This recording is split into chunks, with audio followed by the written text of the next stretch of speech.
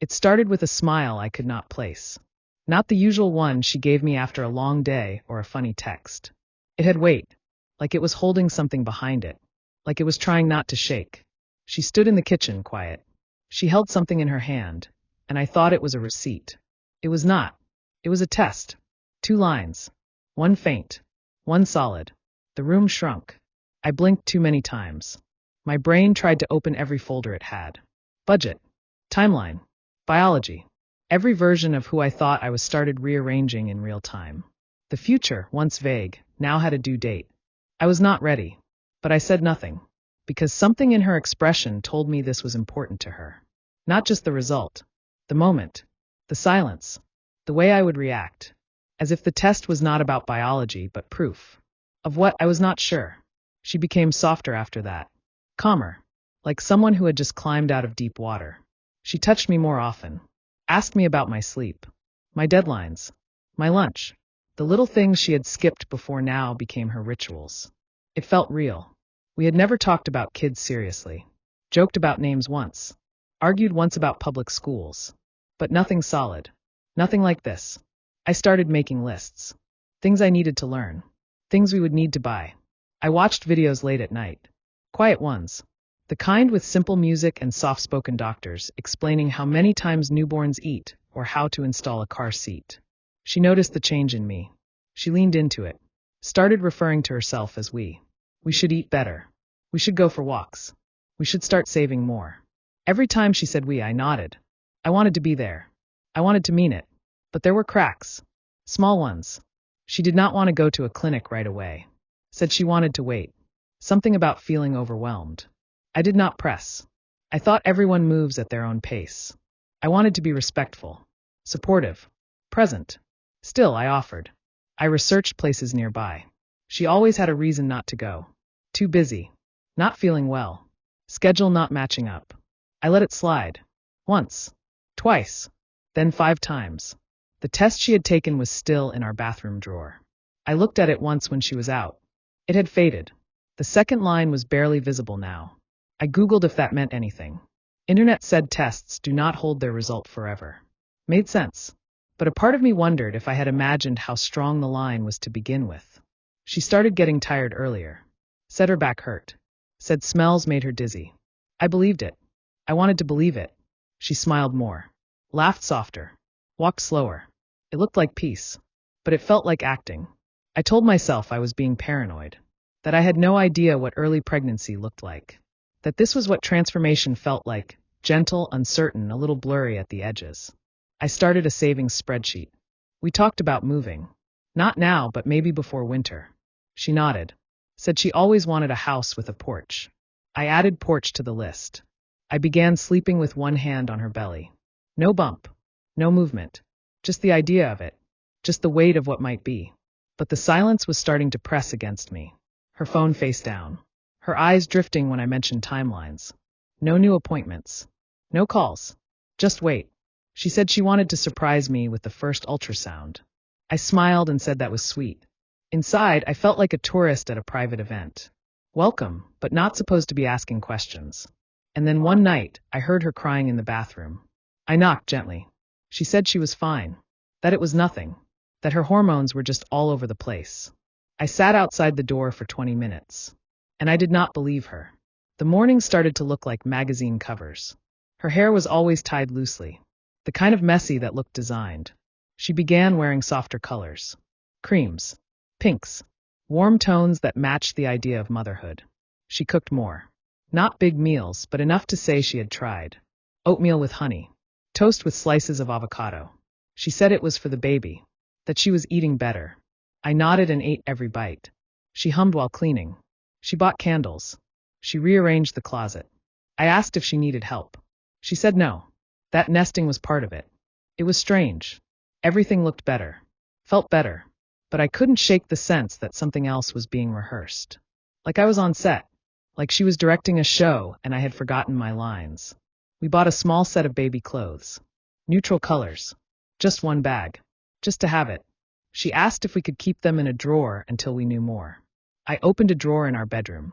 Folded them neatly. Closed it gently. It stayed shut for weeks. She told her mom. At least she said she did. I never spoke to her mom about it. I had never really spoken to her mom at all. But she told me her mother cried. That she was happy. That she wanted to visit soon. I believed her. Then I stopped believing. Not all at once. More like stepping back slowly from a photo and noticing what was out of frame. She still hadn't scheduled a checkup. She said she would. Said it was just hard to find the right doctor. She wanted someone with the right energy. I nodded again. My face said patient. My chest said warning. I searched clinics myself. Wrote down names. Told her I could take time off. She thanked me. Said she would call. But the list stayed where I left it. On the fridge under a magnet from a vacation we never took. One afternoon, I came home early. She was sitting in bed, laptop open, headphones in. She jumped when she saw me. Not scared. Just startled, like she had been in another world. I asked how she was. She said tired. I left it alone. That night, I checked the browser history. Not because I was suspicious. Because I was already afraid of what I knew. There was nothing recent. It had been cleared. She had never cleared it before. She said her cravings were changing. That chocolate made her nauseous now. That her sense of smell was like a superpower. I watched her wrinkle her nose at the garbage, then spray air freshener. She looked like she believed it. I almost did too. I kept a running list of every symptom she mentioned. Just to stay informed. Just to make sure I was supporting the right way. One night I compared her list to several articles. Most things matched. But the patterns felt copied. Too perfect. Too curated. She said her feet were swelling. That her pants didn't fit. But her clothes looked the same. No new sizes. No elastic waistbands. No changes in how she dressed, except for color. She had the glow people talk about. But it wasn't the kind you get from hormones. It was the kind you get from winning. From knowing someone believes you so deeply, they won't check. I didn't ask for proof. I just watched. I told myself it didn't matter. That maybe the baby was the reason we were finally close. Maybe this lie, if it was one, was her version of commitment. A terrible one, sure. But a gesture in its own broken way. She wasn't lying to hurt me. That was what I told myself. She was lying because she thought truth would break us. And for a while I let her. The calendar was no longer just a tool. It became a mirror. Every blank space reflected something missing. Every excuse created new tension in the air. She still hadn't gone to a doctor. Or if she had, she never shared anything about it. She told me she had an appointment on a Thursday morning. I offered to drive her. She said no. Said she was nervous and preferred to go alone. I stayed quiet, nodding like always.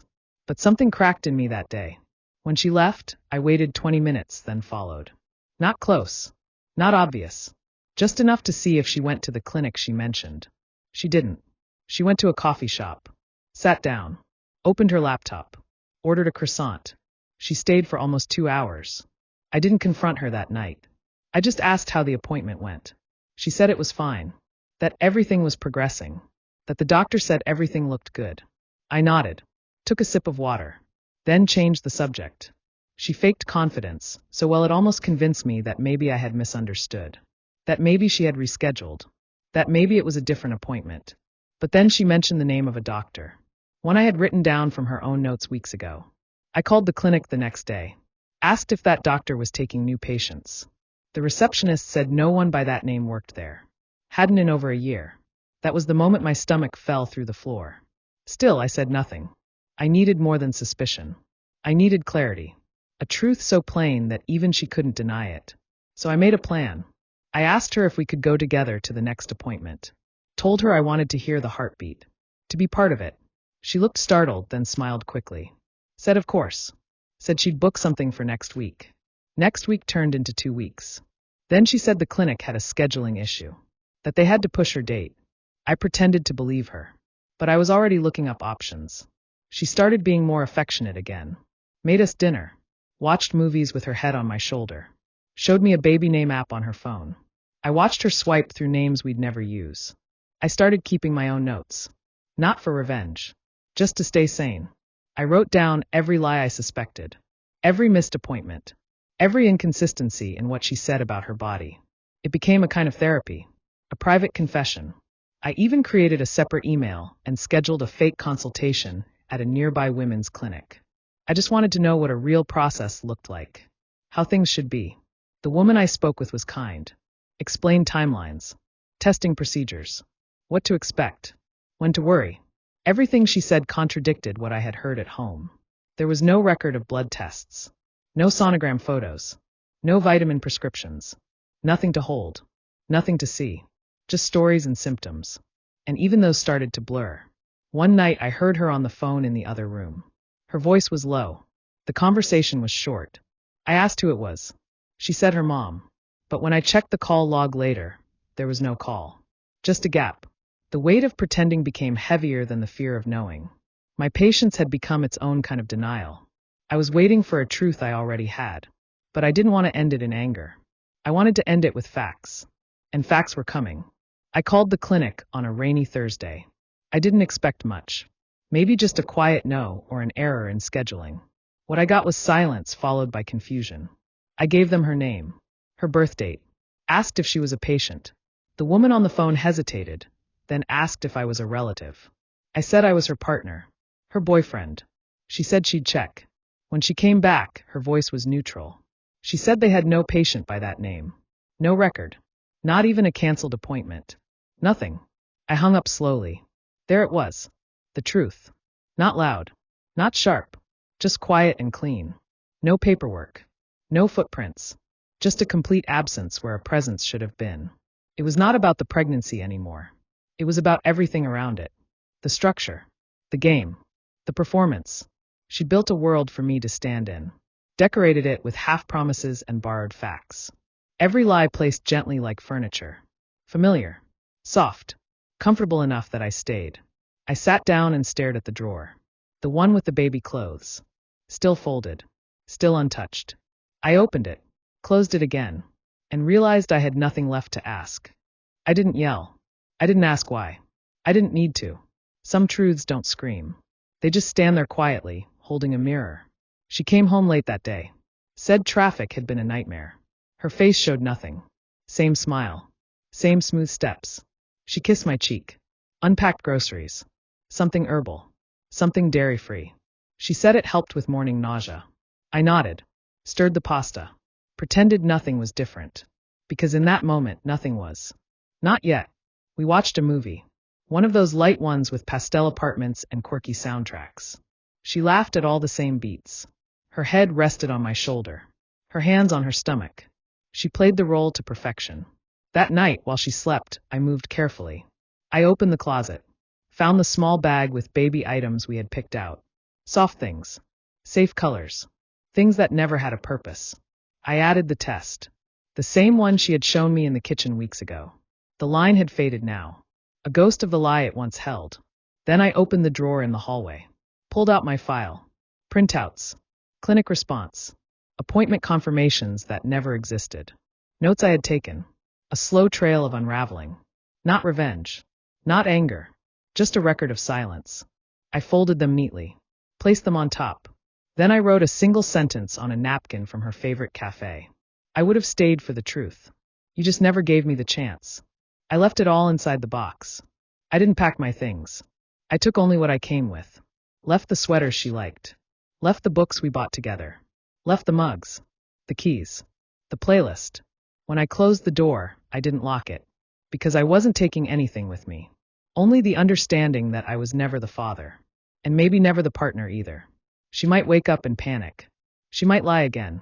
Or maybe, finally, she'll sit in that quiet apartment and understand what she broke. Not because I left, but because I believed her. And she used that belief as scaffolding for her illusion. I didn't post about it. Didn't tell friends. Some endings deserve no audience. Just a closed door. A soft step. And the silence of a man who finally knows when enough is enough.